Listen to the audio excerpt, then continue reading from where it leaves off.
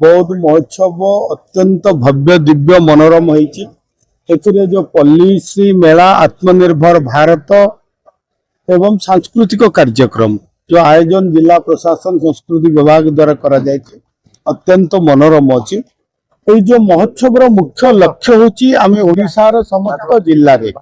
আজি आम सरकार आसिला पर महोत्सव पॉलिसी मेला आत्मनिर्भर भारत को आम गुरुत्व दौचु।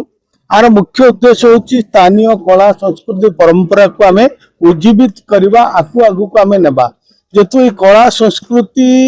आमर होची पुंजी आकु आम आधार करी आगु को बढ़िबा एवं यही अंचल विकास सहित अंचल जो विभिन्न प्रोडक्ट रही जो लोक मानकर जनजीवन नित्य दैनंदिन आवश्यक रोचे तार मध्य विभिन्न स्टॉल माध्यम बिक्री बटा होची भाव विनिमय होची भाईचारा एक सृष्टि होची। तो निश्चित भाव देखा एवं जो जिले में यह एक गण पर्व परिणत होती एवं आग को आमर जो विकसित भारत विकसित ओडिशा गठन दिगरे मुख्यमंत्री जमती देखा कामधेनु योजना मुख्यमंत्री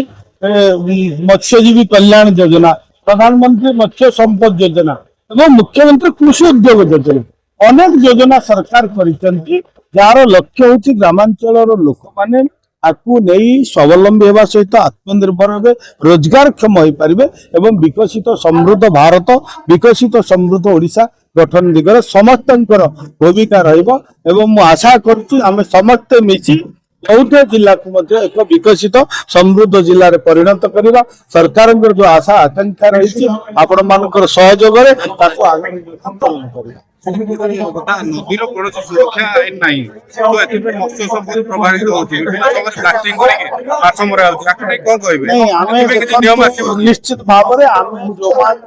रही आमर रिजर्व रही रिभर रही आम से माछ जाआला छाड़ुचु आर मुख्य उद्देश्य हूँ मत्स्यजीवी जो मैंने अच्छा से आत्मनिर्भर हो पारे रोजगार वर्ष सारा माछ मारी रोजगार करें जो भाई भाव में बेनियम जो ब्लास्टिंग करवा जो आम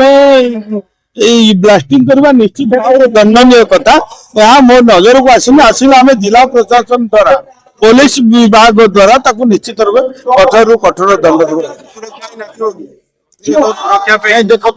सुरक्षा जल सुरक्षा तो आईन अच्छी आगु आम जल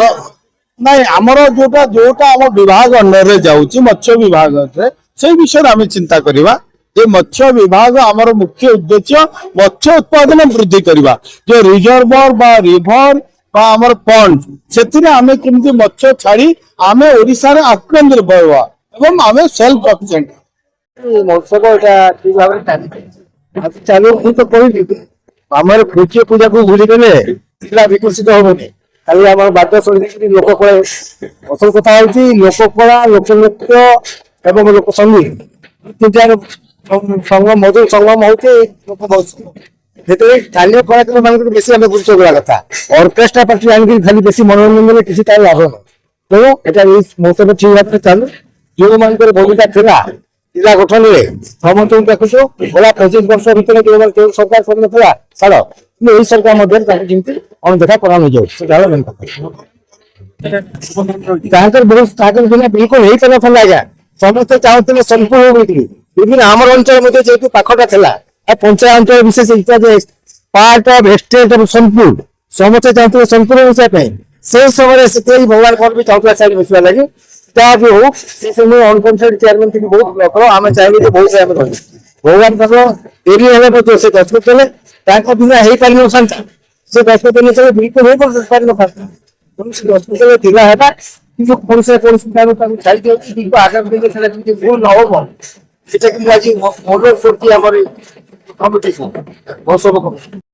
आमर सरकार है आथर बेसी भव्य दिव्य होइछे आ विशेष करी बौद्ध महोत्सव स्टेज रे वेद पाठ आ वंदे मातरम ध्वनिटा एते सिहरण सृष्टि करुचे लोकंकार भितरे जे विकसित भारत बाय 2047 आड़ के बहुत अग्रसर हो सर आप अभियान बहुत रेल प्रोजेक्ट काम बेगर चली एक वर्ष मध्य यह संपूर्ण हो विकास प्राण बहुत मोर मोर गोटे मॉडलिंग दिने बसिक किसी गोटे दुटा चाट जीपीटी एआई रु जहाँ डाटा नौथली এবং তাକୁ মডেলিং রে পকেলা বড় মোর গোটে ভাবনা হেলা মোর पर्सनल भी आगामी 25 रु 30 वर्ष भितरे आपण देखिबे 2026 27 भितरे तो निश्चित भाव रे बलांगीर खोर्धा लाइन चालू हो जिवो आ बौद्ध ओडिसा रो गोटे वाणिज्यिक सांस्कृतिक वैभव संपन्न प्राण केंद्र हबो आगामी 25-30 वर्ष भितरे कारण बौद्ध होची सेंट्रली लोकेटेड जगह और रेल लाइन भी विकास रो धारा आगो जिला मेडिकल रे लोक रोगी सेवा केरे पाइबे आज तो थय होइतला माननीय मुख्यमंत्री आसते बहुत शीघ्र माननीय मुख्यमंत्री